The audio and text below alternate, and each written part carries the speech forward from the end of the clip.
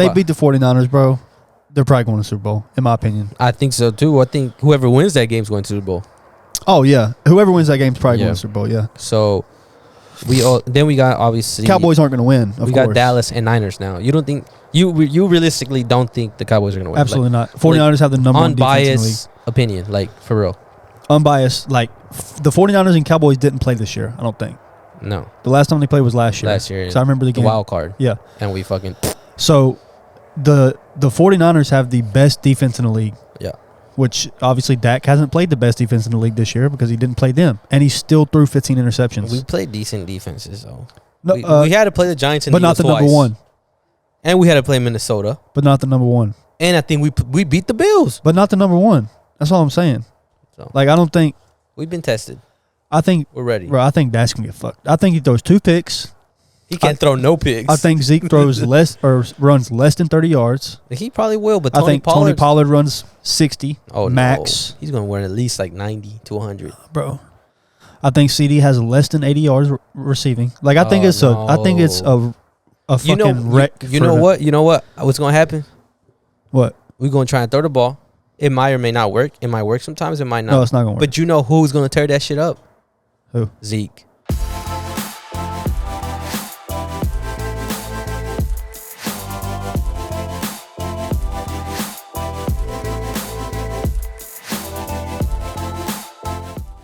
Hey guys, welcome to the False Nine podcast here with episode 114. Today's 114. Venue's a little different. If you hear some extra airs because we're outside chilling. We're going to have a guest today. He'll be here shortly. Well, he's here, but he'll be out here. Yeah. So anyways, we're going to talk about UFC this weekend. By the time this come out already, you guys will know. And hopefully Brandon Moreno is I don't even know what weight class he's in, but hopefully he's a champion in the world. He's in one of the little ones. I know that. Yeah, like I think it's Batman or flyweight. I'm not sure. Bantamweight? Ain't it I said Batman. It's bantamweight. I call it Batman. Okay. And then we're gonna talk about the NFL playoffs. How last week went and what we think this week. I got my Romo jersey on today. Yeah. I know he doesn't play anymore. He's sorry too. I think he's better than Dak. Well, yeah, but I love Dak, and I said that. But anyways, let's talk about. We'll start off with NFL first, actually, then we'll get to UFC. So we were watching who had won? The Niners had won already, right?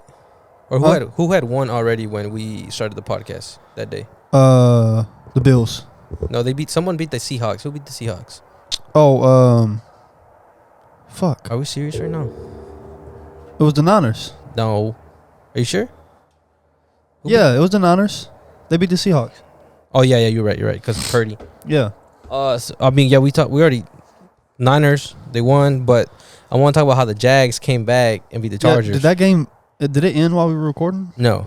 No, because it ended later that night, and then you text me like at 3 in the morning. Yeah, I was like, bro, fuck this guy. So, anyways, 27-0 at one point. And I don't know what happened.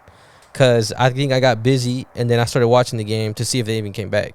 Yeah. And then they came back, and it was like, they're not going to win. Yeah. Did you see that one dude that bet? No. He put $1.2 million. At halftime, he put $1.2 million on the Jags to win the game. And it was only going to pay him, not the Jags. The Chargers. The Chargers to win the game. Because it was like a guaranteed bet pretty much. Yeah. And it was only going to make him $11,000. Like, he put in 1.2 to win. To win 11,000? To win 1.2 and 11,000. Damn. And he lost that shit. Yeah, I mean, it was like pretty much a guaranteed 11,000. Yeah. So he was like, okay, cool. And then it's playoffs. And then he lost 1.2 million.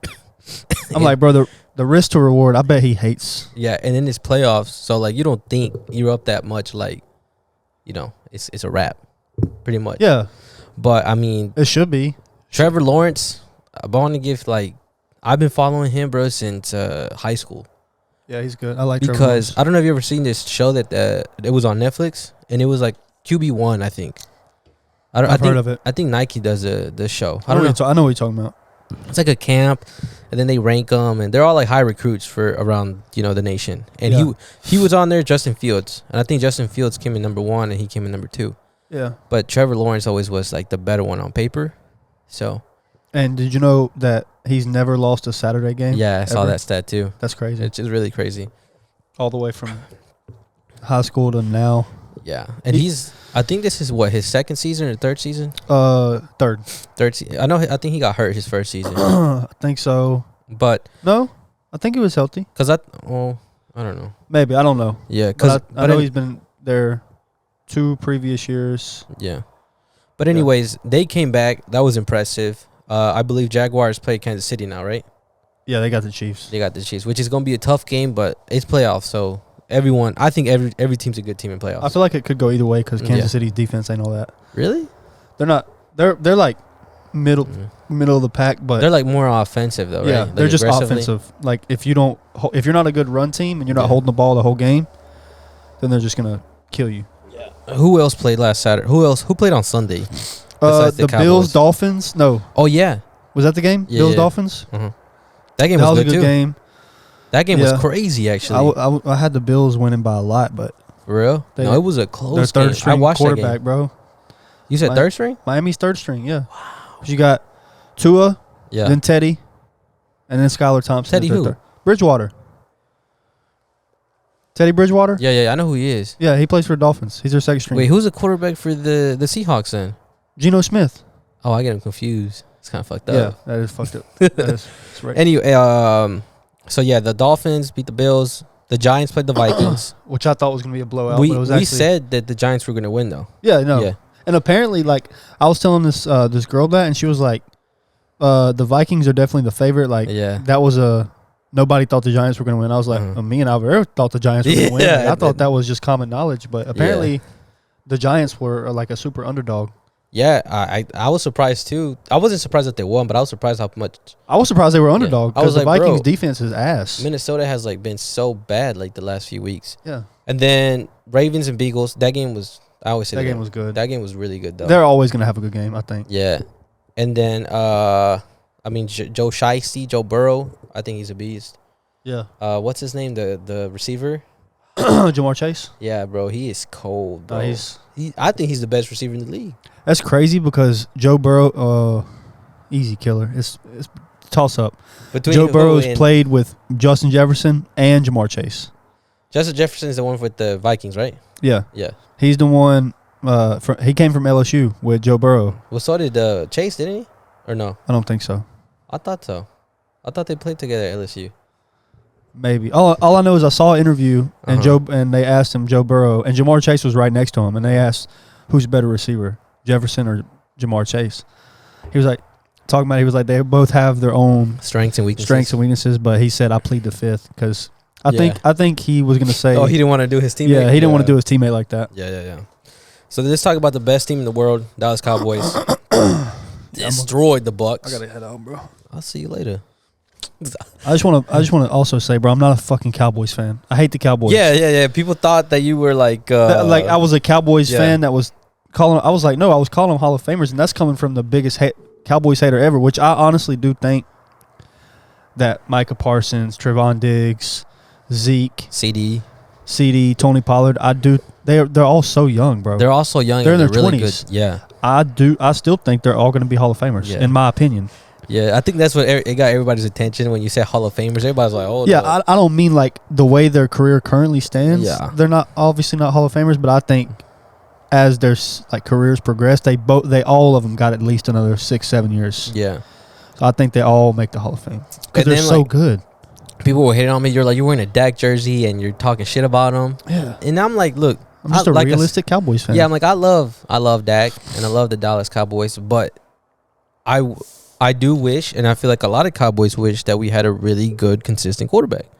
You know? Yeah, he did play lights out the other night, though. I was like, I remember I was with Michelle, and I was like, man, like what the fuck? It was like the first, I think, not plays. What is it called when you go on the field? 3. First drive. Oh, he went 3 and out instantly. Yeah, but both of them did. Yeah, for like both of them did 2 times. I was like, oh, it's gonna be this kind of game. Yeah, I was like, bro, no. And then I think on the third attempt or third drive that they got the ball, they started doing good, and after that they were like, I think he scored on every drive. Yeah, after because that. So I have I bet like on the app I showed you, and then I bet on another bet app that does like over and unders. Hold on, what's it?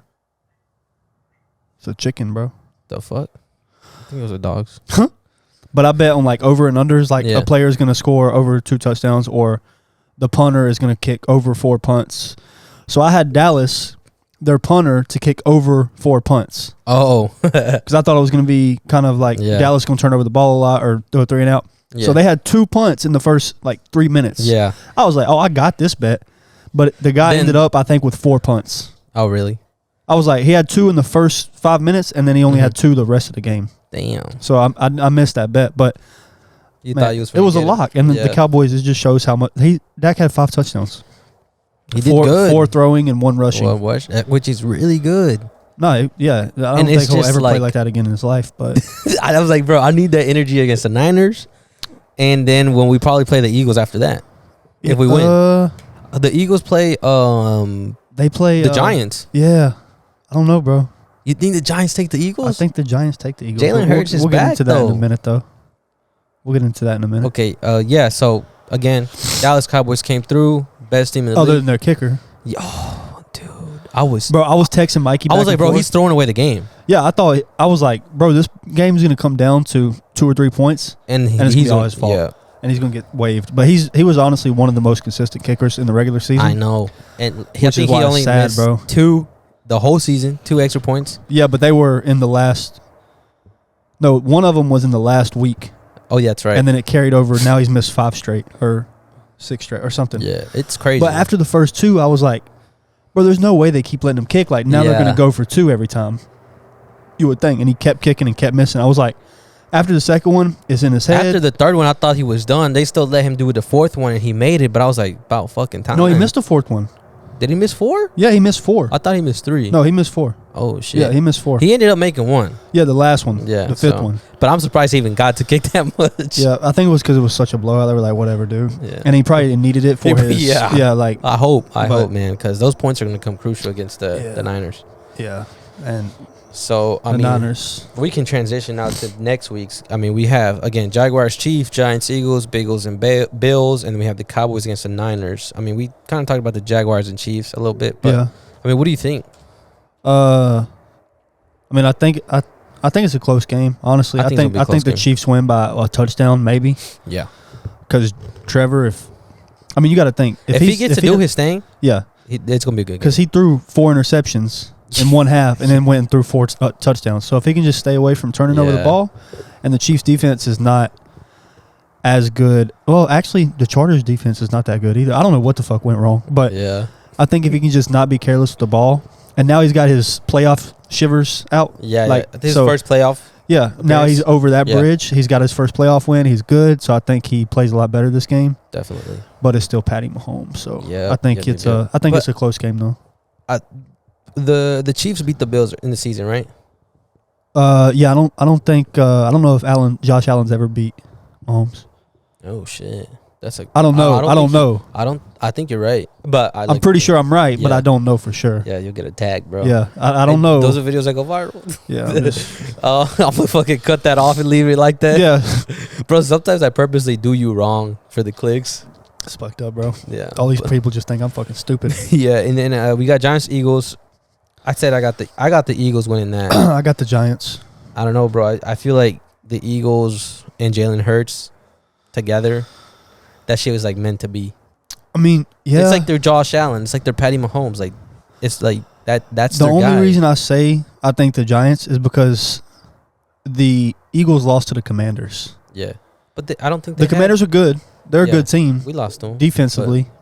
Defensively, they're a good team, I think. But I just think the Giants are well rounded, bro. As long as Daniel Jones is doing his thing and Saquon Barkley's doing his thing, and then they got a pretty good receiving core. I like Darius Slayton. Like, I think the Giants take it. I don't think the Eagles are going to make a deep playoff run like everybody thinks, but yeah, we'll see. I think it's going to be a good game of the week. Hold on. Then we have that game. Then we have Bengals and Bills. I think that's the game of the week. I think so too. That's like the rivalry of the NFL. I think. Really? Bills Bengals. Because you got Chiefs. Well, that too, but I think Joe Burrow and Josh Allen are like.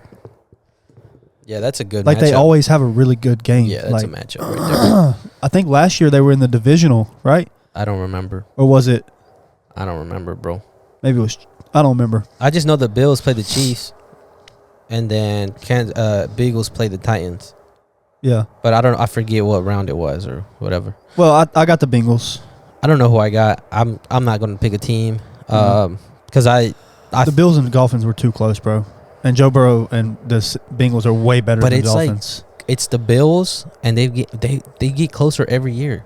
They get closer and I think this is the year they could make it, like win one realistically. I don't know. I just think that, and I have that feeling. I thought the Bills were going to the Super Bowl at the beginning of the playoffs, or like in the middle of the year. I was like, I think the Bills are the best team in the NFL. They're going to the Super Bowl. Yeah. Now I think it's 49ers or the Bengals. Those are my two teams. Well, I said the Niners at the beginning, like early, like mid-season. Now I think it's gonna be Dallas.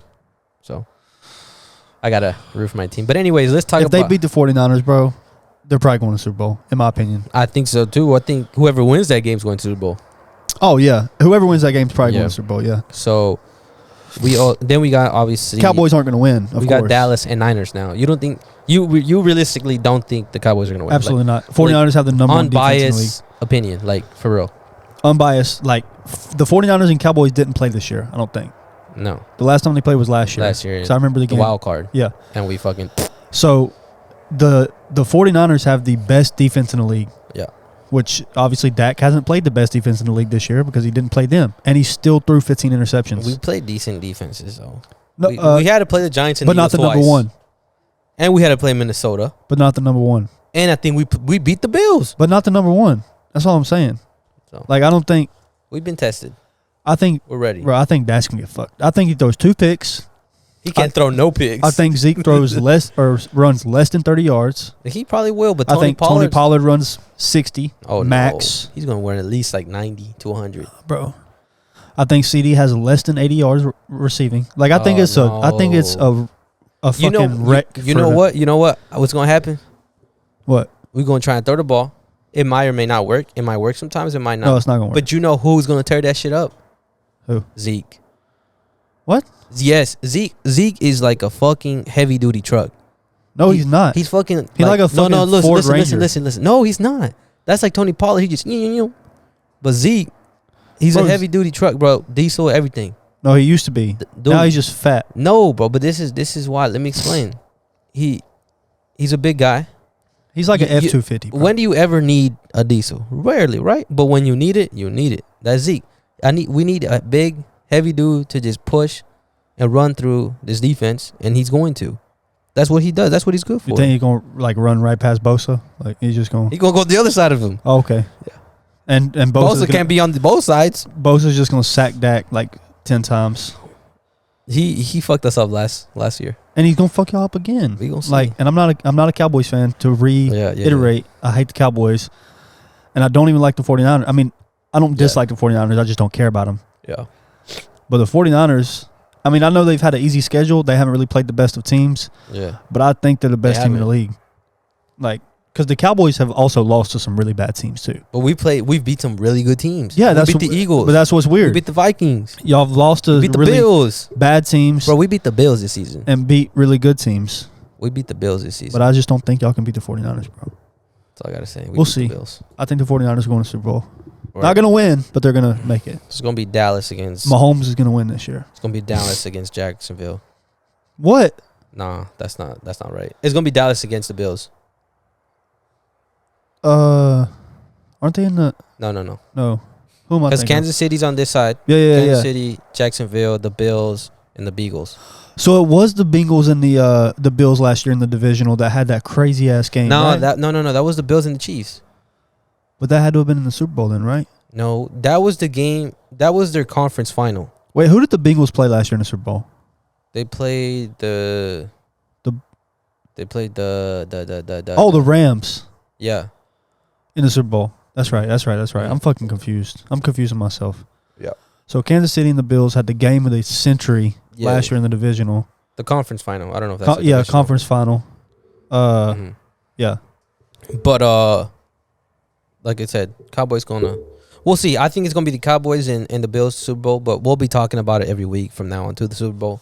So we'll find out. Yeah. Well, we're not gonna be talking about the Cowboys after this week, but I hope I can keep wearing this jersey or the other one. I'm gonna alternate. He about to lose, so. Okay. Let's talk about UFC, bro. A little bit. We have. I mean, I really care about one fight, and that's Brandon Moreno and I like Glover too. And Figueroa. I like Glover. I'm not. Well, I mean, I'll go over. We got Teixeira or Tejera. No, Teixeira. Texiera. Well, you say Teixeira. Oh, that's how it's pronounced. It's Glover Teixeira against Jamal Hill. We got Figueroa against Moreno. We got 4. Gilbert. Huh? Yeah, 4. Gilbert Burns against I like Burns too. Okay. Magny, and then we got Lauren Murphy against Jessica Andrade. Then we got Paul Craig against Johnny Walker. Okay, I like Johnny Walker. Paul Craig and Johnny Walker. I'm not sure who Paul Craig is. Me either. I'm just gonna say I got Johnny Walker because I know who he is. I'm not gonna pick because I know Johnny Walker's he aight. Lauren Murphy and Jessica Andrade. Those are 2 female fighters. I like the name Jessica. I'm gonna go with Jessica. I think Jessica's the Brazilian, so I think she's A side, so I'll go with her. Then we got Gilbert Burns, the killer against now. I think Gilbert Burns is like top 3. He's so good, bro. He's really good. He needs to fight Kobe. Yeah. But Gilbert Burns, I mean, I don't even want to talk too much about that fight because I think Gilbert Burns just sleeps. The guy's tough for taking the fight, but I think Gilbert just dominates. We got Figueroa and then we got Moreno for the 4th time. Yeah, and hopefully to last. Holy shit. Yeah, Brandon Moreno said he doesn't want to fight him again. After I wouldn't want to either, bro. Yeah. Now it's just like he just needs. If he lose, I'm just like, bro, Moreno, just fight other people. Is it 2 and who's got 2 right now? It's a tie and a win each one. Oh, so okay. Tiebreaker. Okay, so the 4th makes sense. Then. Yeah, but I honestly think Brandon Moreno should have won the last fight. And it should have been done. I think I remember that. But they gave it to Figueroa. So he's got the belt right now. Yeah, he has the belt, and Brandon Moreno has the interim belt. Okay. But I got to go see Brandon Moreno last year, I think in around May. I forgot when or maybe it was a little bit later than that. But he fought Kara France, which is an Australian. Kai. Fucking shot to the liver, leg kick, and TKO'd him. I think he's so skillful. When Kara France is a bad man too. But he fucking he slept. No, he knocked him out. I'm just saying he's good though. He's really good. I think they need to run that back in the future too.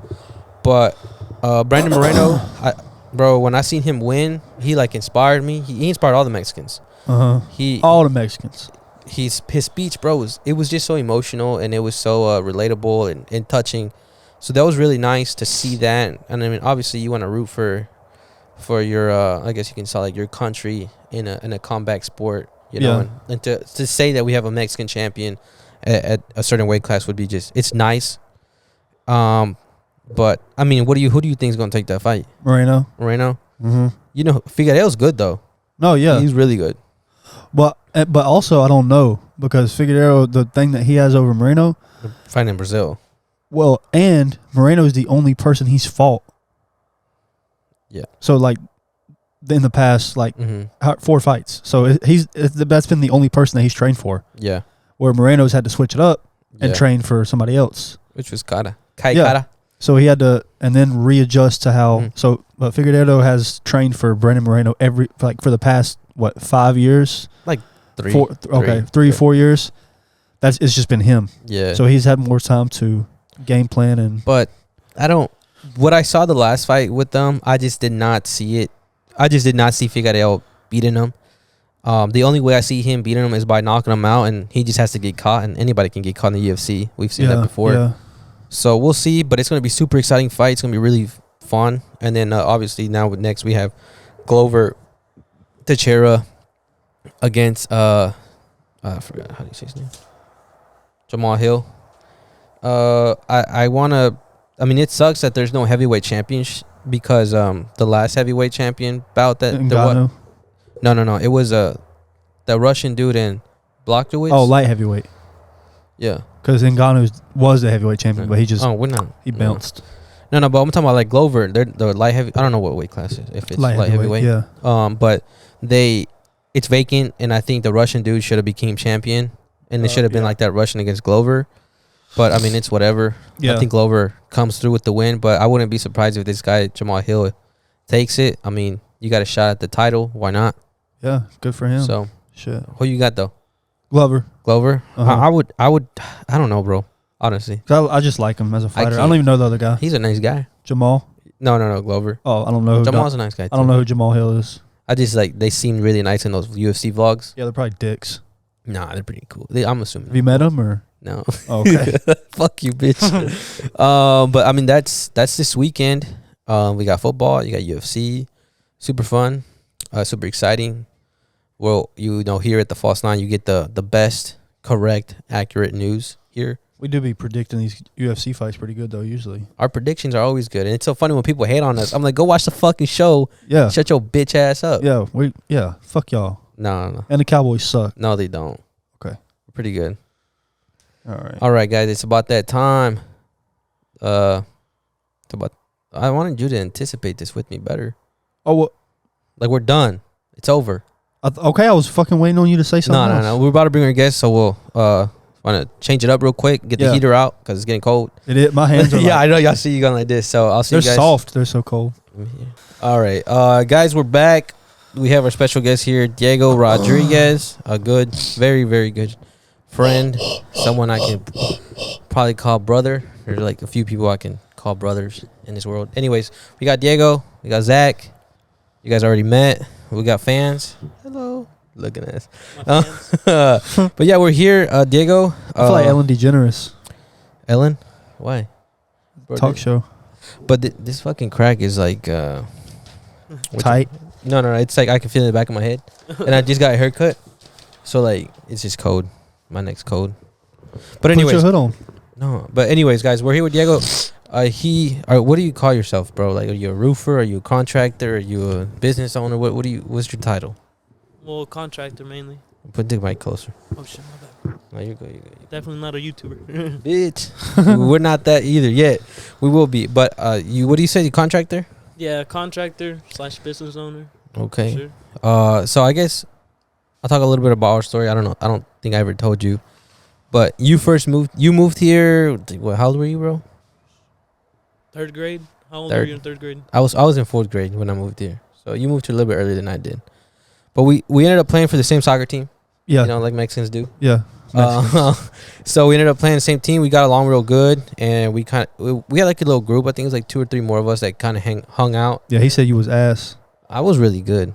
I like to think I was good. He didn't say that, bro. I'm just kidding. Yeah, but we were a good ass team too. Oh yeah, we had a good squad. Yeah, we was pretty good. Like in 3rd grade? 4th grade, 5th grade, I guess. 4th grade? Yeah. It was That's fun. when I played soccer. That 1 year, I was ass. For real? I bet you started crying on the field. No. You was one of those kids? Well, I scored 1 goal the whole season. Oh, that's good. Yeah, it was the very last game. They let you score? Huh? They let you score? They probably did. Yeah. But do you remember how you scored? No, I don't remember. No. I was is it called a sweeper? Yeah. Oh, yeah. That's what I was. I was a sweeper. Really? Yeah. That's kind of a good position to play. Oh, well, that's what I was. But I only played for 1 year because I have asthma and it's during the springtime. So I had to stop playing because... Yeah, you don't want to pass out. Yeah. I know. You don't want little kids. But anyways, that's how we met. We kept along with each other. And I mean, we got along pretty good. And I think, as you get older, we kind of go our own ways, but we're still pretty tight. Sure. And then I guess we can talk about a little bit of because I want to ask you this. Like when you started, you were playing soccer. We were playing soccer, and did you want to go pro at one point, or you just never saw it like a real thing for you? Well, I mean, I feel like every kid's dream is go pro in whatever sport you like, but I mean, I guess you get older, like you said, and you start to realize you're not as fast as everyone else, or not as good as everyone else. Yeah. When did you start realizing that? Like you were like, "Nah, this is probably not for me," or I'm not like at that level. Honestly, college, because I was playing college at a D3. Yeah. And I felt like I could do better, but I could never keep up the grades. So it was like that was my issue. I was never able to. I wasn't eligible to fucking play. Yeah. No, you're good. You could cuss, bro. Okay, yeah. But yeah, I couldn't. That was mainly the main reason that I stopped playing. But I mean, I still play in men's leagues and stuff like that. So like to this day. Yeah, for sure. To this day. But I guess I tried to play at Hill College. I remember. And bro, those guys, like, I mean, that's just what do you even JUCO? Oh yeah. So like, and those guys were good to me, and I was like, yeah, I can't, bro. And then I literally stopped going. The only reason why I went to school was to play, so I just stopped going, and I was like, this is never gonna. Well, I know you remember when we went to Oklahoma. Yeah. Those guys were crazy. Those guys were good, dude. So we went and did like I don't know if you want to call it we went to go practice with their team or like a tryout. Mm-hmm. And I think they were okay with like letting us on the team. Like I think like their JV or whatever. Yeah, we wouldn't have started for sure. Yeah, but but their like main squad, bro. Like you had people from Spain, and those guys were crazy good. Yeah, like people that played at like lower level pro leagues. You know? Like Luka Doncic and shit. Well, this is soccer. No, I'm talking about his situation where he was playing European professional for like since he was 16. Yeah, I mean some of those guys probably could go and play at the MLS. Easy. I mean, some of them were already playing MLS. The league here in the United States. Major League Soccer. Yeah, there you go. You said it the best way you could. I'm smart, bro. Yeah. But, yeah, I mean, it kind of got to that. So when did you start, I mean, I know, but for the people listening, like, when did you start doing, like, the roofing stuff? Or when did that come, about? I mean, after I realized that I wasn't going to be able to, gain eligibility in college, I was like, man, I'm just wasting my time. Yeah. And then I remember sitting with my counselor, and she was like, well, if you want to open up your own business, you don't have to be in school. And I was like, well, then what the hell am I doing here, Yeah. And I was like, my dad already had his own company and his own things going on. But so it was an easy transition, I guess. But But you told me one thing that I find fascinating, like people that go through this, like you would go work the summers with your dad, right? Yep. When did that start, like, for you? Like, how early, how old, how young were you? Well, does he do the roofing thing too? Yeah, Is that? He was the one that started me. Okay. Okay. But pretty much, I think it was 7th grade, my first year. For real? My first year that I went, and then after that, it was every summer. Yeah.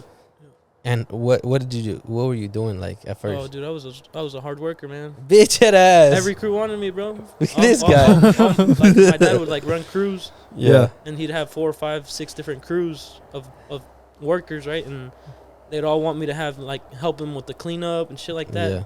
Tearing off the roof. I bet, bro. Yeah, doing like the dirty work or the note work nobody wants to do, really, like cleaning up and. But roofing's tough. Like, beyond the work part, is not just the hard work. It's like dangerous, because if you fall off a roof, whether it's a 1-story, 2-story. I hate getting on roofs. Oh yeah, I remember. He used to get mad at me, bro. I wouldn't hop on no roof. I said, "Fuck this roof, bro." He'd be crawling trying to get. Yeah, bro. I'd be like, but weenie.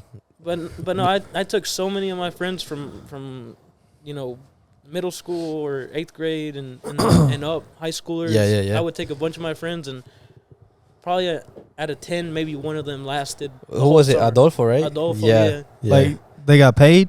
Yeah, like, you would go work, but But did you get like paid, or was it just like, oh, we're in middle school, we're about to go help my dad? Oh no, yeah, they would get paid. Oh, okay. But they didn't last, so like, they didn't make it to the payday, Oh yeah. I went with them to Dallas one time. Like I don't know how long we were gonna go there. Yeah. But I only lasted one day. And he told his mom to come get him. Wait, did my mom come get me? You told one of your friends, but you were calling your mom. Who came and got me? Ricardo, no? How long were you supposed to be down there? Yeah. I think I don't know how long we're gonna stay there. We were going for the week to Dallas, and then we'd come back on the weekends, You lasted one day, bro? Yeah, and it was in Dallas, bro. But I hated I hated two things. I hated being away from home, and I hated... It's a week. I know, bitch. It's like summer camp. He lasted a day. And then I lasted a day. Because I was just... But honestly, bro, one thing I learned about myself, I hate doing labor work.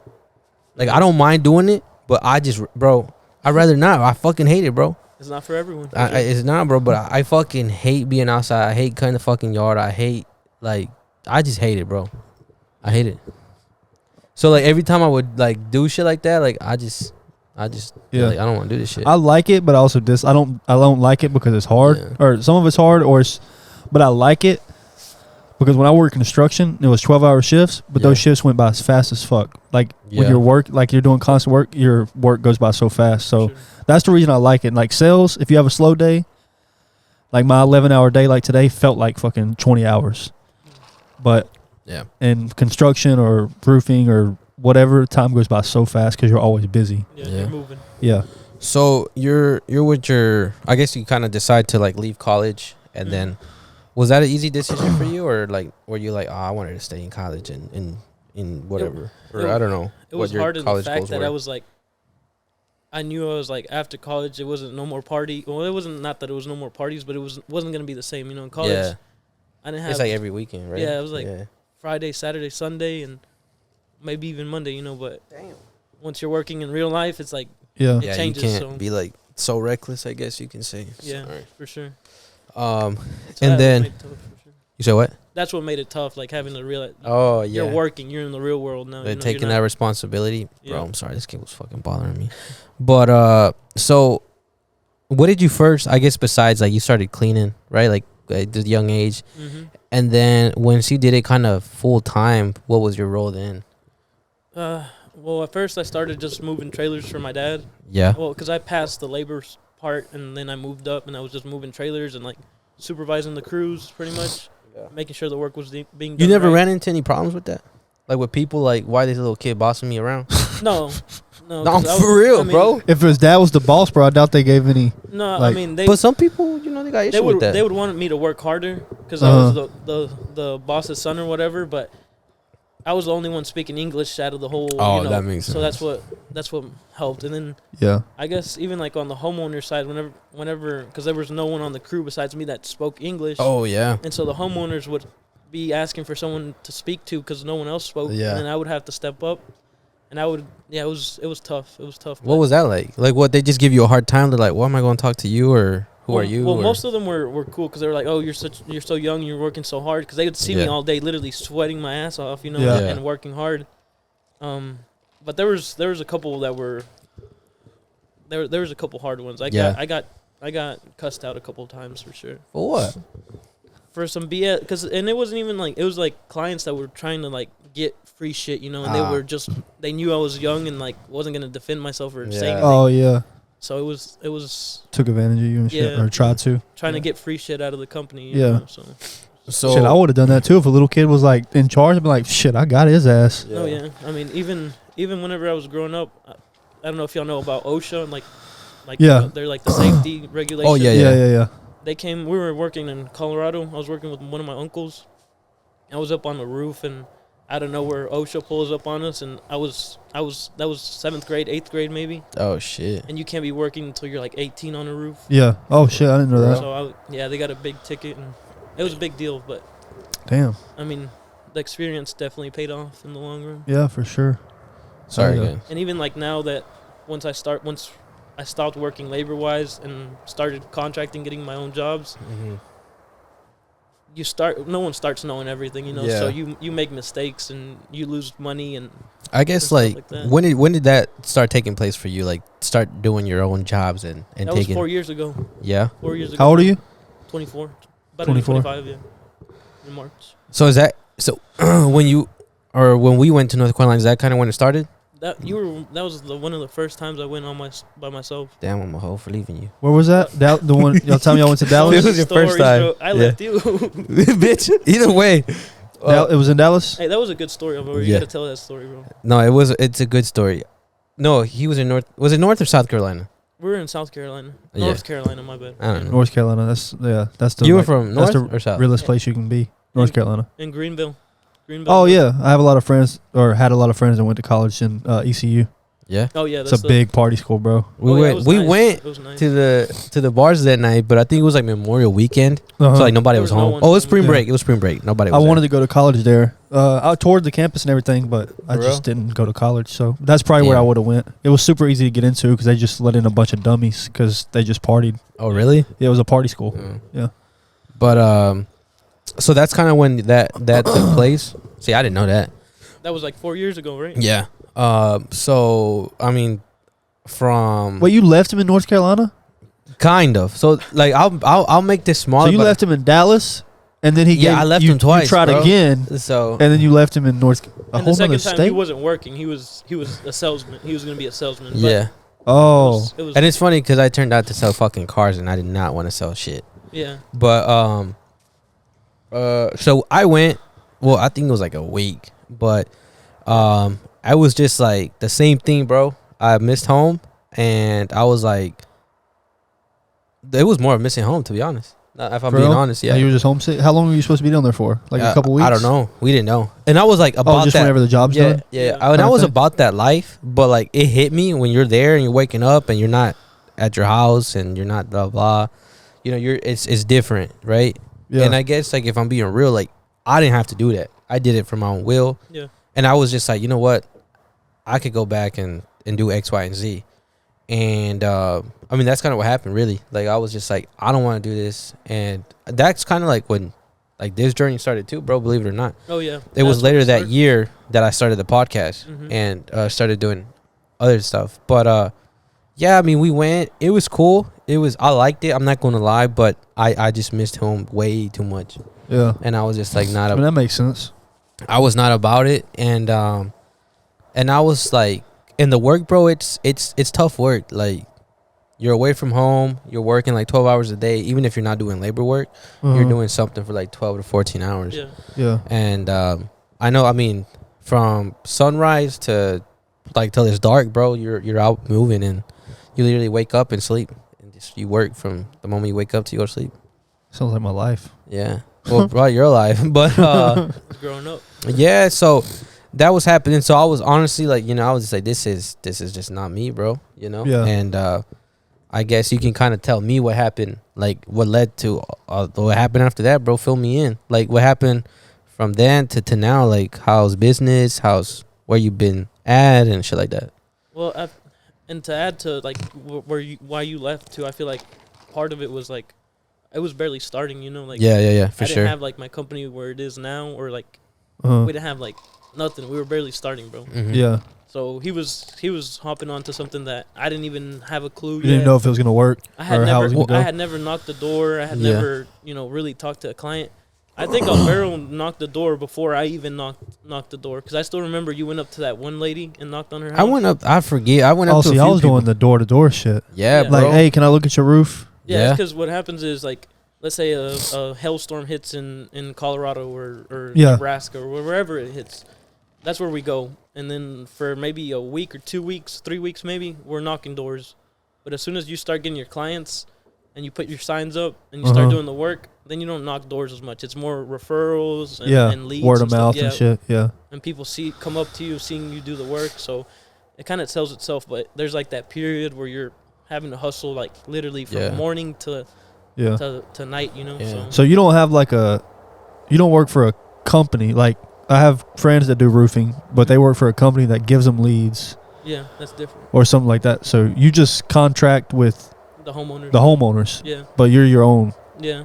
You're not like Four Brothers Construct or Four Brothers Roofing, or like you're not like with a roofing company. You're your own roofing company that contracts with homeowners. I have my own company, but I guess it's like there's companies that are already so much bigger, like Parsons Roofing or Johnson's Roofing, or you know, there's companies that have already been around for 50 years. I have 4 years, so I don't have like a clientele base that I have already been having for years, you know, to give my salesman leads. Oh, so you have salesmen too? Like, well, right now I have my cousin and my brother helps me, and pretty much just me. Yeah. But like I said, we're small, but it's been growing, because you can't grow to being a huge company out from overnight. Overnight, and exactly. And these businesses, I think you told me, and I heard this too, like those big companies, they contract their smaller ones because they got this too much. Yeah. So. Or how does that work? That's how my dad started. There's roofers that are subcontractors. So my dad would go and apply for or get work from let's say Johnson or Four Brothers Roofing. Yeah. And then they would hire him to just do the jobs. He wouldn't deal with the contract with the homeowners. Okay. And he would just bring the crews to do the work, right? Yeah. And that's a subcontractor. That's how he made his money. And then once I stepped up into it, I started getting our own contracts, and that's when you become the actual company, because you're the one. Yeah, because subcontractors probably make a lot less money too, right? You get a little bit less, but I mean, each one's got its. Because the main contractor takes their cut first, and then they give you. Yeah, you get your paid, cut. You get paid a smaller amount. Yeah. Yeah. Okay, that makes sense. Yeah. But so I guess like how long did you stay in North Carolina, bro? Or was it not north much, or south? because that was during the same north. That was during the time that the pandemic hit too. Yeah. So you weren't as busy or what? Well, no, everyone was like in a frenzy. Like, no one wanted to spend money because they didn't know, how long what was going to happen. So it was really it was a tough time, and that just added to making it harder for everyone. The business. Damn. So like, did you have like not work for a while? Yeah, there was. It gets slow. Like right now, I haven't worked for like 2 months right now, but not because I don't have work. I just been. But it's a season, right? Yeah, it's a season too. The storms die down, and then you wait for another storm. So what do you do for those, like, dead months for money? Like, hopefully you made enough money in the year that you that you kind of got some stacked up to get you through the slow months. Yeah, that makes sense. No, that's kind of how it is. You know, you work 4, 5, 6 months, and then the rest of the months you take off. Yeah. Oh damn! I need to get in roofing. Yeah, I mean they make a lot of money, bro, but you got to make the money because I mean there's gonna be no work like right now. Yeah. You know, and then like in the yourself. And shit. Yeah. Well, like out there in the North Carolina, like northeast. Oh, right. Like that's over there, right?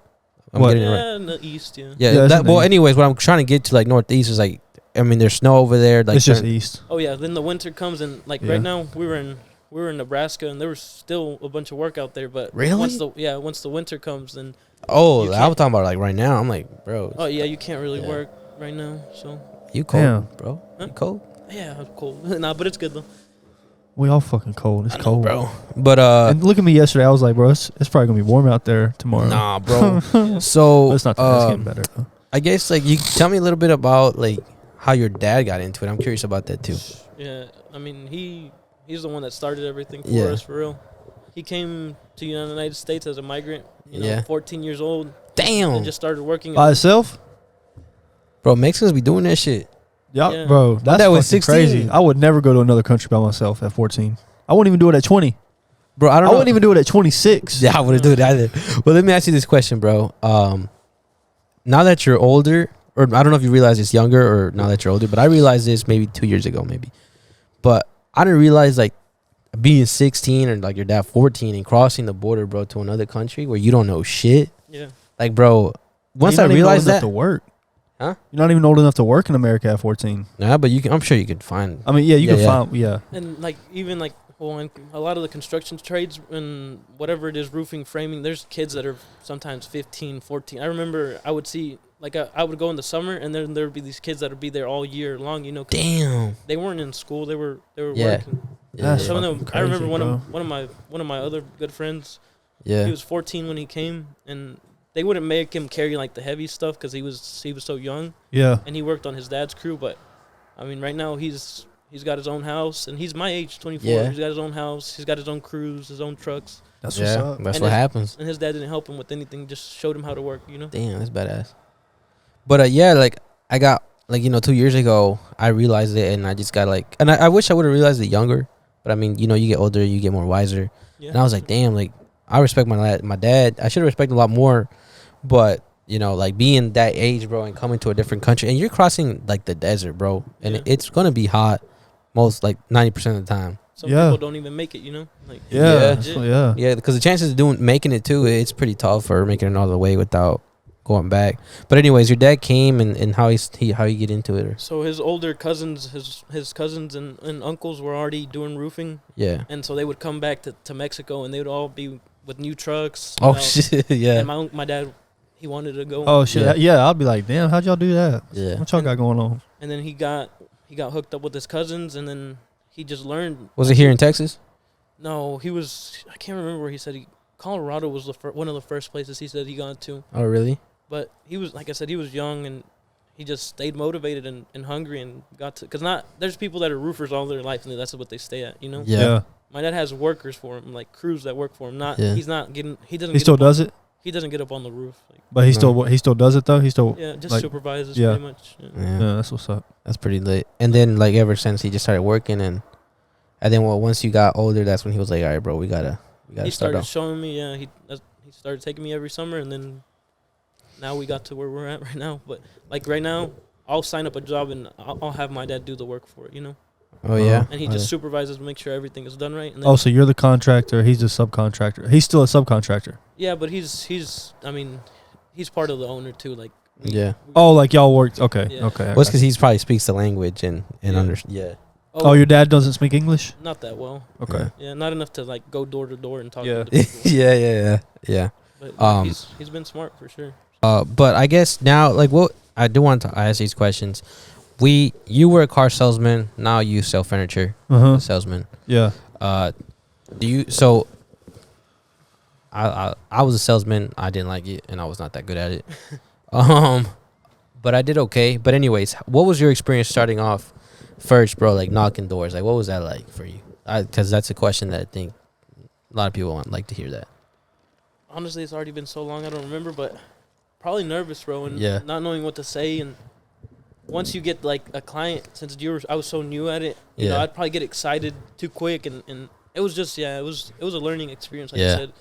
Yeah. No, I will say that. I don't know if you can. Maybe you're a pretty confident guy. I don't know if you could relate to this, but you get like a lead. You're like, oh, he's gonna come back and buy this car. He's gonna come back. Oh yeah, right. When I first started, bro, I was like, you're kind of innocent to it. And then everybody, the manager's like, they're not coming back. And I'm like, nah, bro, I know for 100% sure they're coming back. Like they want this car, and then they never came back. And then after a while, I learned. So then I was the one telling the new people. I was like, bro, they're not coming back. Like, and it's just when you first, I don't know, when you first start, you're just so innocent and hungry, and you're just so optimistic, and then as you figure out that customers are full of shit, exactly. You're like, damn, they're not about to come back. Like as soon as, like even furniture now, if they leave, they're like, I'll be right back. I gotta go check one more place. I'm like, bro, you're not coming back. Like, you learn how to read people. You know, with the experience. Yeah. So like, I guess was it pretty rough or was it pretty easy, or how long did it take you to kind of like adapt to that environment where you were like, I kind of know how to work my way around here or whatever? Well, it took a few storms, because like when we started, the first storm that we really were selling at was in Indiana. Yeah. And there it was me, my brother, and Julian, one of my cousins, that were selling. Bring that closer, bro. That were doing sales. Let me see. And there it was kind of easy because the storm hit right where my uncle's house was at. Oh, that's nice. So I put up a sign. We put up signs right at his house. And free advertisement. Yeah, and the neighbors, and then we just got the neighbors, and then just started the like snowball effect. Y'all do free estimates and stuff? Yeah, we do estimates, but most of my work is through like insurance, so the insurance gives us the estimate, you know, and then if they're not paying enough, then I supplement or fight them on it and get the price that we're more or less wanting. Is estimates and an inspection the same thing? Like, do you do free, like I know some people, like they say free inspection or whatever. Mm-hmm. Do y'all do like free inspections where you go and we'll inspect your roof and tell you? And it's because like sometimes you get a homeowner that's like, oh, I want an estimate. I want an estimate from you, not from your insurance, not from the insurance, you know? Yeah. I'm like, you got to those are the kind of the people that you learn what clients you want to deal with and which ones you don't. But there's people that they want estimates, but then you try to explain to them, well, your insurance is going to give us the estimate, not me. If they're not paying enough or they're missing like a code item that you know is a code requirement by the city, then we just supplement it. But there's some homeowners that just want to make some money off the claim or whatever. Keep some money. Yeah. But those are the ones that, you know, we kind of just don't really want to deal with them. Yeah. If it's an insurance claim, you're already fighting the insurance to get your price that you're wanting. Yeah. And so if a homeowner is trying to keep some of that money, then it's not going to work. Yeah, but most of them, they're okay. They'll you know, they'll understand that they can't keep insurance proceeds because it's a felony. So fraud. Yeah, it's fraud. Insurance fraud. Yeah, exactly. But some of them don't care, obviously. But because they feel like they're paying the premiums, they should keep some. But it's not how it works, you know. So, I guess what would you call like? I guess that's probably like a difficult customer. Yeah. What else would make someone difficult or hard to deal with? Well, there's all types of people. Like I said, and that's part of the growing experience and learning. Like, I've had people that seem like great people, and you do all their work, and then at the end of the day, they don't want to pay you. Damn. And it's like, dude, I've already done all this work for you, and you're happy. So you don't make them pay up front? But you can't, because the insurance is the one paying the money, so they have to wait. The insurance will only cut up like 50% of the total RCV or the total replacement cost or the total.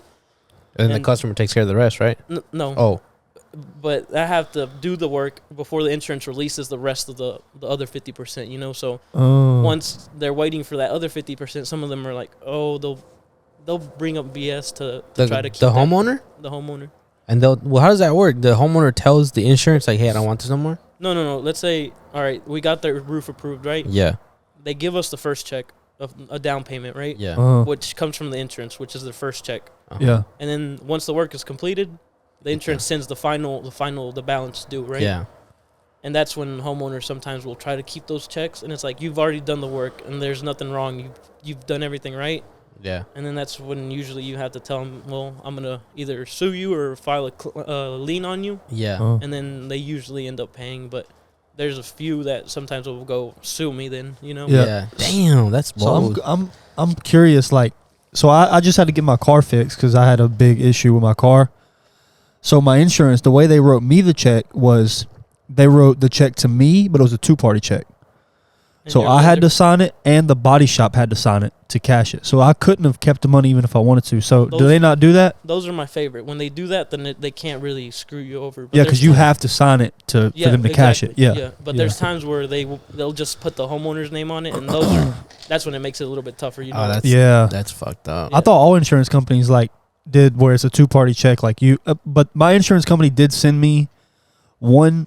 They deposited like $700 in my account one time for one thing. Mm-hmm. But obviously I needed my car fixed, so I used it for my car. But then for the bigger amount that I needed for my car, it was like it was a lot. It was like over $15,000. They did the check for me and the. Have you got your car back? No, it's ready. I just got to give them. I got to pay my deductibles and shit, and then it just got done last week. But it's the exact same thing. But every insurance will do it a little bit different, sometimes. And most of them have like a limit. If it's over like 5,000 or so, then they'll put both of y'all's names on it. But if it's under, sometimes they won't. They'll just put the homeowner's name on it. Oh, that makes sense. Okay. And then every state is different. And then like how I work all over. Yeah. I mean, every state you just got to research the laws. And so if insurance writes somebody a check, bro, and the homeowner is like, oh, I know I need this work done, but they see that money. Hell yeah. Then they're like, oh, I don't really need a new roof. I'm good. Like, I got all this money. I'm just going to go. In Louisiana, that happened a lot. It was a lot, I would say a lot poorer economy, or a lot lower end homes and I guess homeowners. And there's people that wouldn't, like, even I go now and their roof hasn't been fixed and they have insurance, but they probably already spent that money. And it's like, why wouldn't you take care of your house, if you're living in a leaky. I know we saw that a lot at the car business too. Oh, when, like a hailstorm, people got really bad hail damage on their cars. Mm-hmm. Their insurance paid them the $4,000 or $5,000 to fix it, and they never fixed it. They just took the money and like maybe paid it towards the car or spent it on something else, but they never actually fixed the hail damage. And they're like, why is my car worth $4,000 or $5,000 less? I'm like, because you didn't use the $4,000 or $5,000 your insurance gave you to fix it. So now we take it off your value. Like, that's just how it works. Exactly. Same thing, but some homeowners or car owners, they just don't. Yeah, they just don't think about it. Or understand. Can you walk through us through the process? Like, so you go knock on the door, like the process of putting up a new roof, sales wise. So you go, you knock, and let's say you knock here and I'm interested. What happens next? You come inspect the roof, or there has to be damage up on the roof for there to be an insurance claim. Uh-huh. So it has to be either wind, hail, fire or whatever. But we don't get too much of that. We just do mainly wind and hail. Uh-huh. Uh-huh. And so let's say your house I got up on there, inspected it, and it has damage. I would get down off the roof and talk to you, be like, Mr. Homeowner, your roof has hail damage. Here are the pictures showing you the impacts. Your next step is to file your claim. And I get them to sign a contingency, so because I'm not going to be, you pretty much work for free up until you get the approval, Yeah. And so I make them sign a contract that if I get their insurance to approve the roof, then I'm going to be doing the work for them, and I'm going to get paid on it. Yeah. Then after that, we meet with their adjuster after they file their claim, make sure they approve it. You meet with the adjuster, like when they come and inspect it? Yeah, because I've had a lot of homeowners that that happened to us, bro. Especially like Allstate. Allstate is really bad about this, where the homeowner will file their claim and they'll tell them, hey, I want my contractor here. I always I've learned so much already that you want to make sure your homeowner's knowledgeable. So you tell them, make sure I'm here, because if not, your insurance is going to want to screw you or not pay for the damages that I'm seeing on there, right? Yeah. And so Allstate's really bad about, they'll send the adjusters without letting even the homeowners know, and they won't even get up on the roof. They won't do their job. Yeah. And then we got, I don't know. I want to say it was Allstate. I'm not sure, but that happened to us, bro. Like, my dad tried to do a claim. He changed their insurance just right after that happened. We were trying to get a new roof. This was like 2 years ago, and I don't even know if they got up on the roof, but they were like, "Oh, we're gonna give you." I think it was like $5,000, and we had to pay like 10. They wanted us to do it like that. Yeah, well, it just also depends on your deductible. Some people have really high deductibles, and let's say it's a $15,000 roof, and they're only going to pay if your deductible's 10. Yeah. 10,000. Well, then that means out of the 15,000 to replace your roof, you're going to pay you know, the homeowner would pay 10 and your insurance is only going to pay that extra that 5. Yeah. But most homeowners have like 1,000, maybe 1,500. Yeah. Most of them are. It just depends on the type of policy you get to. I see. And that we don't have any control over. That's what the homeowner chose when they bought it. You know. So back to the process, I guess. So then the adjuster comes. You meet up with the adjuster and what, you just let the adjuster know that, hey, look here. Well, I normally you don't want to tell them how to do their job. You just want to make sure they're doing their job. You know. So if there's legitimate damage, you shouldn't have an issue. You know. Yeah. But if there's no damage and you're trying to fight some BS, then you might have some issue. But most of the time, what I've seen is there's a lot of independent adjusters, so they don't work for the insurance company directly, so they don't really care. You know, I've had roofs that very minimal damage, and I'm like, dude, help me out on this, and they'll pay for because they just want to help you out too. You know, sometimes, and they want to help the homeowner out because they understand this insurance company is $1 billion company. And the homeowners, you know, filing a claim for $20,000 or whatever. Yeah. But then you get your staff adjusters that work like directly for the insurance companies, and those guys are like, it's like it's coming out of their checkbook, you know, and it's not. So it's some BS. So what then? You meet with them, and what happens? Do you sign something with them, or what do they tell you once they're done looking? So once they're done, they pretty much give you an idea, and you get an idea of what they mark because they usually mark up the roof with chalk. And so if there's a lot of markings, you're probably going to get a new roof. Yeah. And they give you an idea. They're like, yeah, we're going to buy this, or no, this doesn't have enough. And if they're going to buy it, well, then the insurance is going to cut out an estimate, and then you work off that and get the roof done. And when you say, what do you want to call it? Like damage, like there's a lot of chalk, it's probably going to get done. What's like a good, like a damaged roof versus like not so damaged? Typically, the insurance only wants 8. Like if it's a hailstorm, they only want 8 hits per slope. So if like your house has 2 sides to it, they would need 8 on this one and 8 on the front. You know. Wind is the same thing. They want 8 damaged shingles. So it's just like I said, you got to know what you're looking for, and don't file a claim on something that doesn't have damage because you're probably not gonna get it bought. You know. But if you have legitimate damage and you know what you're doing, then there's no reason the insurance should deny it, you know? Gotcha. But they still will, and, like, I have a lot of homeowners that filed their claim, and I wasn't even a part of the process until, like, after their insurance came, and the homeowners see everyone else in their neighborhood getting a new roof. Yeah. And their insurance told them, you don't need a new roof. So they start questioning, why did so-and-so get a roof? Exactly. Yeah. And then they'll call us, you know, because they see us doing work or whatever, and then we'll go and inspect them, and we're like, well, ma'am, there's a lot of damage on your roof. Why didn't they pay for it? And then you do a second inspection or a re-inspection with the insurance. Yeah. And then usually on the secondary inspection, you can... See, I didn't even know you could do a secondary inspection. Yeah, there's 2. How long do you have to wait to do it? It's just whenever it does no time period? No. Well, you have a year to work that claim. Oh, okay. But I probably got to come back and look at this roof, bro. I got on for the Christmas lights, and I feel bad because I'm like, damn, we need a new roof. Dude, there was a hailstorm here in this area. Yeah, like, there's been a couple. Like 2 years ago, I think. Yeah, you had called me on it, but I can't remember. I mean, I was out of town, but I mean, there's probably damage up on there. There is for sure, bro. I mean, we got when we went up there, I threw some shingles down because they were like already like off. And I was like, I think we're going on our 15th year, or it's going to be next year. So I was like, it's getting about that time where the place does need a new roof. So and I was like, damn, like we got to figure that out. And I want to help my dad get a new roof because I know he wants to make that happen. But they were like, you need like $10,000 deductible. But I forgot. I think it was 10 or 5. I don't remember. But and I guess that's why you really need like a roofer you trust or a person you trust, because sometimes the paperwork can be deceiving, you know. And we both know this, or we know this, because there might be, let's say you have an older roof and they withhold depreciation, so whatever years of the roof it's been used, then they'll take that out, but most of the time it's recoverable. So once the work gets done, then they send that back. But some homeowners think they'll get a check for like $3,000 and they'll be like, well, this isn't going to be enough, what do I do? And I'm like, well, you're going to get this other check once the work gets done, but you need to get it done. You know? And all they pay is their deductible. So. Nice. So then, I guess the insurance says, okay, gives you the green light, like, okay, we're going to cover this roof. How long does that process take till you guys actually start working on that roof?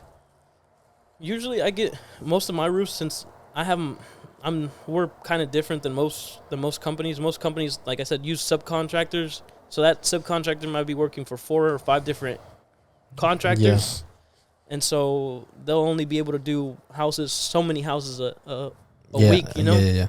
But if it's like my own job, then I'm going to get it done. If it's approved and they got a check in hand, then it's getting done like the next day or the next, Wow. It just depends on how much work we have. But yeah. So, but like, I guess for the insurance to like give you guys the green light, what do they got to give you a check, or does there have to be some paperwork? Yeah, they send a report. They send that estimate, and then you look off the estimate if they're paying for the whole square footage of the house to be replaced, or if they're paying for a section, or what they're doing, you know. So, and depending on that, you go ahead. If they do like the whole thing, do you just let the homeowner know, like, hey, they're gonna cover it, you're good? Pretty much. And if it's partial, you tell them the same thing. Hey, it's only partial. Like, what do you want to do? Yeah, pretty much. Yeah. I'll let them know, like, in my honest opinion, look, there's still more damage that they have to be paying for. Mm-hmm. Let's get it bought. But if like I said, if there's no damage, there's no reason to. Yeah. But it's crazy, it's like I said, there's in Nebraska, I saw this a lot. There was a lot of houses. The hail was really small. Yeah. But there was even the independent adjusters, they wanted to work, and they're going to get paid if they approve a house. They get paid more. So there was houses with very little to no damage, and these contractors were telling the homeowner, you have damage. Yeah. And then they were already getting approved because they had a good connection with those independent adjusters. Oh, they were just getting free money. Yeah, that's crazy. Yeah. Must be nice. But don't even got to do no work. Just get paid. Pretty much. But, I mean, they redo the roofs, but it didn't really need it. Yeah. It didn't need it. And I would feel bad telling a homeowner, you need a new roof when he doesn't really need it, you know. And there's might be that chance that they approve it, because if it's an independent, then. Yeah, because will that make your insurance go up? Like if you file a claim and they get you a new roof, it's not like a car wreck. It's not like a car, because a car you had the fault, or you know. Yeah. But there's no consequence, I guess, to like doing a claim on a house, or I don't know if you know that. Not like directly, but not. It's because what happens is when there's a claim, it's usually a big area and a lot of people that are doing it. Oh. So even if you don't do your claim and there's all your neighbors getting a new roof and you have the same insurance, then your insurance is going to go up even if you don't do it, you know? Oh really? Yeah. I didn't know that. Yeah, because, I mean, the insurance is taking a loss on it, so they're trying to recover, you know? Like, that's in Louisiana, that's happening a lot, where people have been paying insurance for years. Yeah. Insurances are going bankrupt. I mean, it was crazy, bro. There was people getting checks from insurance companies that were bouncing. Damn. Oh, shit. Holy, I would have been mad as fuck. Y'all broke or nah? Insurance companies going broke. And that's it's like crazy. They got the money, but they just they cut their losses. They literally go bankrupt. They file bankrupt, and then they'll go start a new insurance company somewhere else. It's that's crazy, bro. Yeah. So you start working on the roof, and how long does it take your team? Like 2 days max? It depends on the size of the roof, but usually most roofs get done in 1 day. Yeah. I mean, I've had some roofs that are big, but most of them get done. I've seen I got to witness a few like times that, you know, we're there in the morning, and the time you come back, it's like, or like later that day, they're like just sweeping, cleaning up. I'm like, God damn. Yeah, and I guess that's what I like about. I don't have to be there all 24/7. You know, if you got the job, you send the crew, and it's most of the time it's a crew that you've already known how they work, so they're gonna do the work good, you know. Yeah, and they usually got like a crew leader too. So it's good. And then what? You just kind of like repeat the process, then, right? I guess. Then the next house that comes, and then, like I said, once you start doing the work, that's when you get. Once you get, a lot of the neighbors will be like, "Oh, these guys work good. They're clean. They don't make a mess," you know. Yeah. And then it just kind of sells itself after that. So. It's always the hardest part is getting your first one in the neighborhood. But once you get one in the neighborhood, you should be able to get 2 or 3 more, you know? Yeah. So. Monkey see, monkey do. Exactly. What? Yeah. Have you ever had I mean, you kind of mentioned this earlier, but have you ever like told a customer like, nah, like I don't want to do this anymore, or like cut ties with them because something happened or anything like that? Right now, not really. That I was like, no, I'm not gonna. I mean, I've had customers that fall through, you know, obviously, but not really that like on my end. Like you were like, you know what, we're not gonna do this no more. Yeah, it's just who knows why, but it's not gonna get to that point. It doesn't get to that point, you know. But if it does, it's just like I didn't even sign a contract with the homeowner. I didn't do any work, you know. But like if I would already done the work, then I'm getting paid on it. But it's. Have you I guess also too, like falling through. Have you had like customers that you did like so much work for them from your part, not getting paid, and then like they just they ghost you or they reject you or they don't want to like anything no more? I mean, yeah. Whenever I was started out, it did happen to me, but now, very, very, very, very few. Yeah. Like maybe I'll have one, but if you have one out of 30 people, well, that's good. Then you're not. Yeah, because you know how to read the customer. Yeah, and but it used to be like, as soon as I got a client interested or whatever, I would want to hop on it, and even if maybe in deep down I felt like they were gonna screw you over, but I was just so new, you know. Yeah, yeah. But now it's like, man, it's not like that. Like, and even like door knocking, I used to knock maybe 10 doors before I would get a lead or whatever. Now I go knock one door, and the first person I knock, I usually get, you know. Yeah. And after that, I'm done working. Bitch, this guy. So, what was I gonna ask? Damn. For someone who wants to start knocking on roofs, like, what do you recommend for them? Knocking on roofs? Knocking doors for roofs. Doors for roofs. Yeah, I was just giving you a hard time. Like anything, if you want to get into selling anything, like you said, whether it be cars, whether it be furniture, appliances, whatever, you just can't be discouraged, you know? Yeah. Because it's not going to come like, no one's going to know what to say right away, but you start getting experience and... You get rejected all the time. Yeah, but rejection and failure is what you learn from, you know? You don't learn from anything else. It takes 10 no's to get a yes. Law of averages. And you get that yes, and you're feeling happy as shit. Yeah, that's true. It takes that one. I remember I used to get so butthurt, bro, when someone would be like, no. Or like not want to, like, bro. At the beginning. Yeah. Yeah. It still sucks for me. Yeah. Like being told, well, now in furniture, it's not that bad, but. You know, it was one thing I always felt bad. Like when I was selling cars, I had this issue. Like I felt bad for people, bro, because I was like, damn, that's a high ass rate. Like, you don't want that. Yeah. Yeah. But that's why you say you can't sell out of your own pocket. Yeah, I know. Like it might be high for you. Yeah. Well, really high is high. Yeah, you don't, like I always told people, like I felt bad. I was like, damn, 20%, that's the highest rate, but you got to start somewhere. Yeah. You have to build from this. Like it's only up from here. You already got the highest rate. Like one thing I always told customers, I was like, look, you might not get the car you want, and you probably gonna pay the price that you definitely don't want to pay. But I guarantee, like this is how you gonna start. Yeah, stepping stone. So, like you gotta start. You can't jump from nothing to a Bentley. You gotta start with the motor, the little fucking moped. Yeah. Work your way up. You gotta work your way up. You can't skip. It's like a stair. I used to tell people it's like a ladder. You can't skip from the first step to the last step. You gotta skip, climb up. But what's one thing that like you don't like about sales? Like what's that one thing like you just like I don't like? I wish I didn't have to do this, but you got to because it's part of the job. Honestly, dealing with insurance, because sometimes like they're like I said, they're crooked. They're thieves, and they'll bounce checks. Bro, I think insurance is like the biggest scam ever. Insurance is a fucking scam. It is, but I mean, some people don't have $20,000-$30,000 saved to replace their roof, and right. That's like. But see, home insurance. I'm okay. More specifically, car insurance. I don't know, bro. I think it's really. I think insurance is a necessary evil. I think it's a necessary evil. I guess because they get away with like charging so much sometimes. Yeah, they can charge you whatever they want. Like, oh, you have a speeding ticket. We're gonna put up your premium $500. Or even like health insurance and shit. Sometimes it's like very expensive. I have asthma, so my insurance is higher. Yeah, I'm more of a risk or whatever. Yeah. Like my life insurance.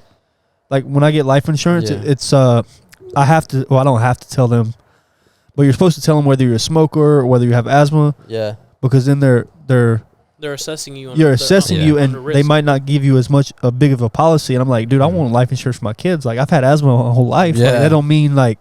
Yeah. But insurance is definitely it's fucked up, but it's a necessary evil. You gotta have it. But I feel like if people were good at budgeting and saving up, you wouldn't need insurance, you know. But there's no people aren't gonna be thinking about what could happen to them. But you never want to spend like your own, like if something big, like my car, when it happened, it costs almost $20,000 to fix my car. Yeah, I didn't have $20,000 to fix my car, so it was nice to have. I paid $3,000, or I'm gonna be paying $3,000 to fix the $20,000. But so it was a necessary evil, I guess. But like my logic behind insurance is like you pay insurance for such a long time every month. Oh, it adds up to that 20,000. Like, yeah. But then then on top of that, afterwards, now you got to pay an extra charge because we covered you for what you already paid for in the past. So that's why I hate insurance. And now my insurance goes up like $100 a month because of that. Yeah. What happened? But I feel like that part is just like people have to be informed. You know, understand your deductible, what you're going to be paying if something does go wrong. You know, some people they'll have high ass deductibles because they didn't know, you know, or they didn't expect that thing. Anything would go wrong. Yeah. And then once it does, they're like, oh, well, I didn't know I had a $10,000 deductible or et cetera. Yeah, for sure. Yeah. I guess insurance can get very tricky, but I wish they didn't take too much advantage of people because I'm sure they do. Well, all salespeople do, man. It's just sales.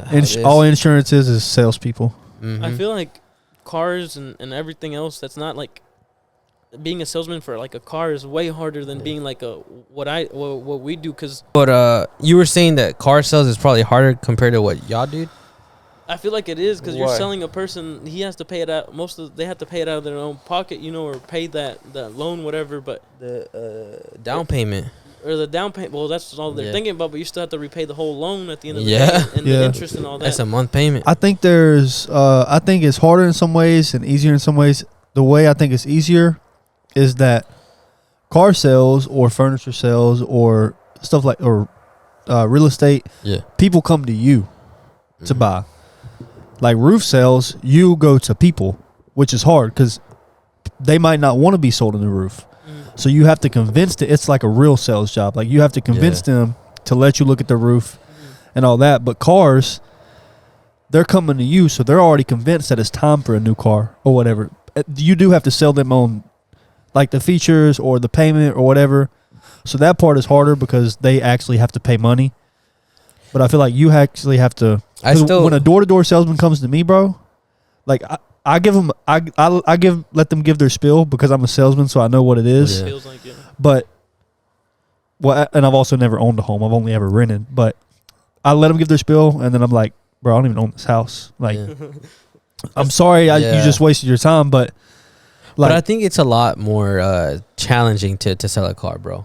Yeah, because there's a lot more obstacles to overcome. If you like, my favorite places to sell are hurricanes, bro. Whenever a hurricane hits, they don't have an option to whether they want that car or don't, or whether they want a roof or not. They have to get it done, you know. Yeah, it's like, bro, you don't even got a roof. And the roof gone. They'll literally sometimes they'll come up to you begging you, hey, can you help me out? Because everyone's gonna be all the contractors are gonna be so busy with the biggest jobs or whatever jobs they're trying to get. So the people will literally come up to you because they'll be begging you for help. Yeah, and then one thing too, bro. Like, I think all you gotta do is knock and let somebody. Like, you gotta sell them on letting them inspect your roof and let the insurance come. That's all you gotta sell them on, bro. Well, see, I always thought like roofers and what's the fucking panels? Solar panels. Oh yeah. I always thought they were like scammers, bro. Until I started. Now I have friends that are roofers and friends that do solar panels. Solar panels is still kind of iffy to me. But they make bank, bro. I know a guy, and it's like he was gonna get me on, and it's actually very beneficial. Like solar panels are very beneficial. Like I could see the benefit. Yeah. Still, I don't know, but roofers, just like all my friends that are roofers, like you're not really making a customer pay anything. Like it's nothing uncomfortable. Yeah.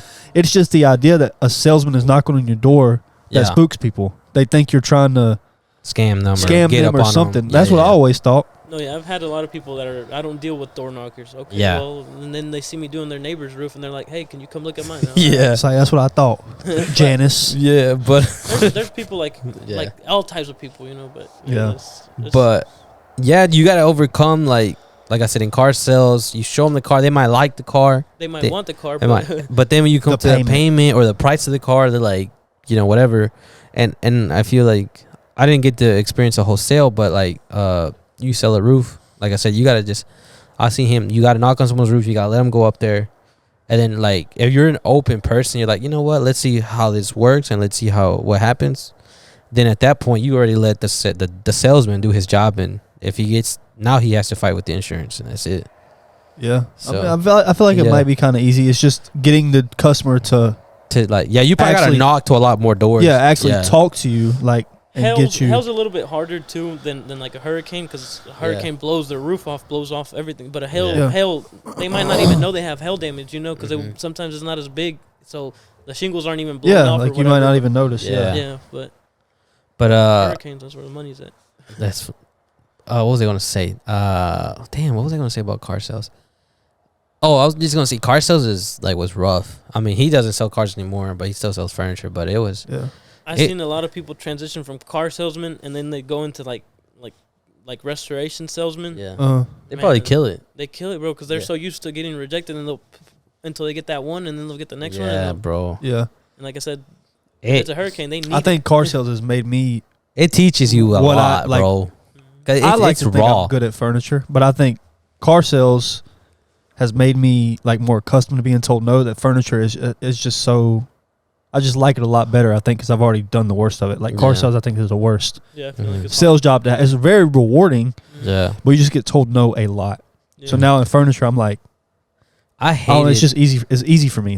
Furniture sales is easy for me, and it's more consistent. It's I don't know. It's a lot of things, but car sales is definitely hard. I would never say it's easy, and it takes a lot of fucking patience. Bro, I hated people, bro. They wanted you to kiss their ass and blah, blah, blah. Call them king shit. I'm like, bro, do you want the fucking car or not? I'm not here to fucking compliment. I don't know, bro. I would make small talk with somebody, talk to them, whatever.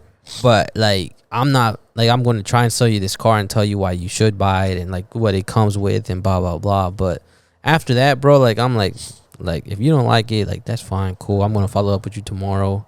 But I didn't like kissing ass, bro. I don't know why.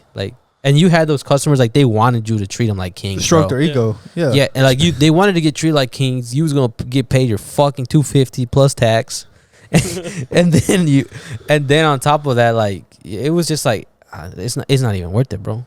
Yeah. You know? But it's a car deal, I guess. But those were pretty rough. And another thing I like about restoration sales, you might have a homeowner that has 5 different houses. Yeah. Oh, damn. I had one of those in Louisiana. I think I did 6 houses for her. Damn. One client, 6 houses. I was busy just with her. Literally. That's crazy. That's badass, though. Oh yeah. So that's what. Yeah. Every job has its perks and its plus. Yeah, for sure. Yeah, for sure. I remember. I think really the last few months I was there, I started getting people that I helped earlier, their family or shit like that, and I was like, oh, this is cool, but it was time to walk away. Yep. I guess now, bro, what's I guess in the future for this upcoming year and the year that comes after 20, well, really this year, bro, I guess we're at the beginning of the year, bro. Yeah, so. what kind of are your plans for you still Big Sky Restoration? Yeah. What's the plans really for them or for y'all? This year I'm working on my license in Florida, because Florida is one of the toughest states to get your licensing in for anything. Really? And I mean, why? Because it's Hurricane Central, or it's anything beyond even construction, getting a license just to operate in Florida is such a. Oh, it's just difficult there. Yeah, every other state, I've got license in 4 other states. Just had to take one test that was 20 questions maybe. Yeah. In Florida, I have 2 different tests. One's a business and finance, not even about. Holy crap! I went and took it once already, and it was 4. It was 7 hours, 6 hour, a 6-hour test. Oh hell no! I would have fell asleep. I would have made it through. And you had 3 minutes, I think, per question. Holy, that's pressure. Oh, it was tough, bro. I got a 62 on it. You need a 70 or? I needed a 70, bro. Oh, you was right there. I was pissed, but I hadn't even studied. I just went to go take it to see how it was gonna be. Did they charge you? Yeah, $250. That's not much, but okay. Damn, that dude scared me. I know, he scared the fuck out of me, bro. I looked over. I was like, "You ready to go, right? Why you lying? That's why you here." Oh, all right. Thought you wanted to come talk to me. No, but so you just said you went to go take it just cause. And then they have the actual roofing one, which is another 6-hour test. Damn. No, yeah, and then what do they ask you in these roofing Oh, it's crazy, bro. What's a shingle? Well, no, not even, because if it was just about shingles, I'm good. But it asks you about other roofing systems that I haven't really dealt with. Flat commercial roofs, tower roofs, metal roofs. I'm okay with too, but mainly I haven't taken the roofing one yet. But I had to buy a whole course, bro. It was a $3,000 course. Jesus. with the books and everything. But I have like 1 year of like videos and like all this stuff to study. Well, that's not too bad. But there's people that would literally be studying like for a whole year, you know, going to university. Yeah, for sure. To get that license, to get other licenses too, like concrete or whatever license they're trying to get, you know. Wait, so if you got like, let's say you got your roofing license, is that a roofing license or is it like a contracting license? That's what I'm going for, a roofing license. So if you want to do concrete, you still need to get a whole nother license. Is that everywhere or just in Florida? Just Florida. Holy. And in Florida right now, if you like in other states, you might not have a license, and if you go do roofing, you might get a fine or whatever. But in Florida, it's a felony. They'll put you in jail. Oh shit. There's literally a bunch of people that were swarming and just doing roofs without a license, and they were getting put in prison. Oh damn, that's crazy. Yes, nowhere else is like that. Yeah. So you trying to get your license in Florida, and what you want to work in Florida? Yeah, I want to. Goal? My goal is to establish the whole the East Coast, which I already have my license in Alabama and Louisiana, and I just want Florida left. That's nice. Those are the 3 states that there's always work at. That makes sense right there. And what else really? Or is that the main objective? That's my main objective right now. Because I'm tired of going up to like Nebraska and it's cold, right? Yeah. All these other states. Colorado was fun too. I was in Colorado this year. I was in Nebraska, Louisiana, Florida. Nice. I was all over this year. But so when do you like start working again then? Like you said, how long? I haven't been working for like 2 months right now, but I need to go back to work soon. So like if you wanted to go back, where do you go?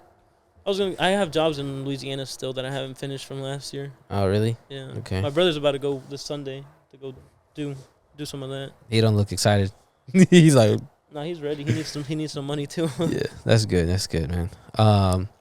I guess, bro, really before we end, what kind of keeps you hungry to? I mean, you've been doing roofing for 7 years. Don't know how long that's been. How old we were? What, like 13, maybe? 13. So it's been like about 10 years. Close 8, 9 years. Damn. So, what kind of keeps you motivated, bro? I guess since I was young, bro, I knew this was gonna be like what I got into. You know, I always wanted to have my company, and I guess I just love my job. Like the hardest part is dealing with insurance, but even that's like not that bad. Yeah, there's parts that you're gonna have to, you know, that you might not like all the way, but it's just I like my job, literally, dude. That's crazy. I think that's a good thing that, like, my job right now, bro. Like, I'm super thankful and happy. I know he likes his job right now too. Yeah. But it's really different, like how, like you approach your job when you like it. I'll tell you that. Exactly. Bro, because, I mean, I started my job, and he's killing it, too. Like, I started my job, like, just 4 months ago. And, I mean, like, I'm killing it, bro. Like, you know, like, I'm one of the best guys there. And I think there's in our group, there's, like, 20-something. So I'm, like, in the, like, I don't know if it's, like, top 5, like, top 10 of those people. And I've only been, like, by myself for 2 months. Yeah. You know, it's just, like. But you still gotta love it, you know, because you could be the best. Because I had this one salesman that he only worked with me for like a week, bro, and he would have made so much money, but he didn't like it, you know. Yeah. He would get clients after clients after clients, bro, and he left me like 10 jobs, bro. Damn. You just didn't like it? Good for you though, but damn. But no, I felt bad because I was like, man, he could have done so much. He was so good, but if you don't love it, and you don't like it, then you just don't like it, you know. Yeah, that's kind of where I got to with cars. I was really good at it at first, and I loved it, and then I got to a point where I didn't like it, and I guess the environment's what, because he's really good at sales. Yeah, sales is my thing. It's just the environment, just is what made me hate that job. Shit, Zach, you might have to come sell some roofs with me. Bro, he would sell you a lot of roofs. Yeah. I don't mind knocking on doors, bro. It's so funny. I don't know. There was a customer that I had, and I won't say her name, but she got a Jeep. I don't know if you kind of remember her. Yeah, she's been in the Bob Mills twice. Yeah. No way. Yeah. Jesus Christ. With the custom order Jeep? Yeah. She's been in the Bob Mills twice. That's crazy. Yeah. This is where I'm going to, though. My customer, I think I was on vacation or something, and I was like, hey, so-and-so's going to be there. I need you to help him out. She comes to Zach, and she loves Zach. Like, and I'm like, bitch, this is my customer. Like, she wants to order a new Jeep now. Like, come on, you know, but it's crazy. Like, did she go there just cause, and then she saw you, or you told her, you hit her up? Well, she came there to look for furniture one time, and then I saw her. I was like, oh my, like, what's up? I sold you your Jeep. And then, but she knew me. Yeah. And then she's been there one time since. She hasn't bought anything yet, but she comes every now and then to look, and we always kind of chat. Yeah, but like that's how he. if it clicks for him, most of the time. I'm all about relationship building. Yeah, he's really good at that, bro. You can't sell if you don't make a relationship. You know. Yeah. And bro, this guy literally just lays it on him. He's like, hey, it's gonna be X, Y, and Z. Here you go. And 8 out of 10 times, bro, this motherfucker closing. I'm like, bro, what the fuck? Some people got it, bro. Yeah, bro, and I was like, that's crazy. It's your confidence and everything that goes into it, you know. As long as you make what you say believable.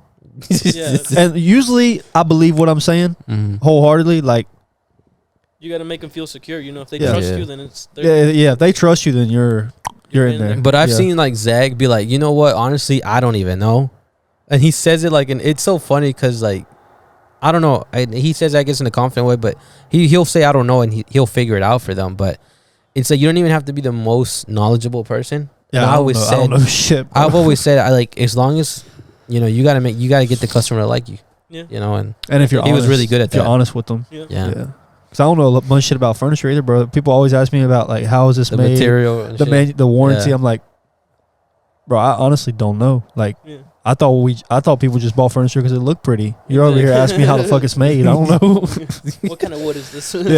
Yeah. But I'm like, we're reading the same sign, bro. Like, you tell me. I don't know. What does it say on there? Yeah. For real, you probably grabbed the pamphlet. Let me find out. Yeah, like, hold on. Let's go to the computer. We can figure this out together. Yeah. But so you're gonna work on your license, and then do you see yourself like if you like pass that and you get your license, do you get to work like you'll be able to work this year in Florida?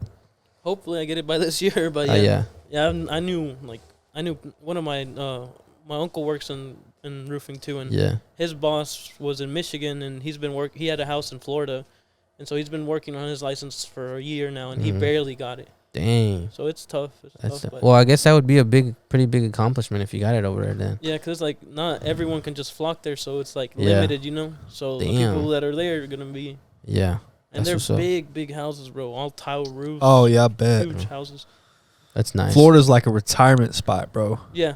There's people from everywhere there, you know. Yeah. Like, they're not. You won't meet a Florida person. It'll be, I'm from Texas, or I was from, Cali. What the hell are you doing here? Fucking New Zealand and shit. So, what was I gonna say before we go? Do you have anything before we go? Besides that, you're cold. No, I am cold. Yeah. Actually, it's crazy. I think my beer's actually gotten colder. Oh, probably, bro. Like, it's gone now, but I was just drinking. I was like, I think my beer's gotten colder since that's good. It's like a refrigerator out here. Well, bro, I appreciate you coming on, and I'm happy we got to reunite. I'm sure we'll probably hang besides just today. Zach, sure. I appreciate you. Zach, it was nice meeting you, bro. You too, bro, for sure. Good salesman. So if people want a new roof or anything like that, how do they contact you?